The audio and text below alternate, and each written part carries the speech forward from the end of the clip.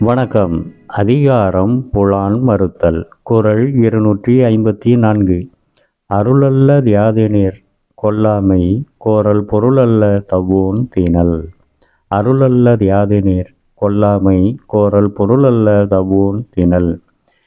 இக்குறளின் விளக்கம்: அருள் என்பது எந்த உயிரையும் கொல்லாமை ஆகும். அருள் என்பது எந்த உயிரையும் கொல்லாமை ஆகும்.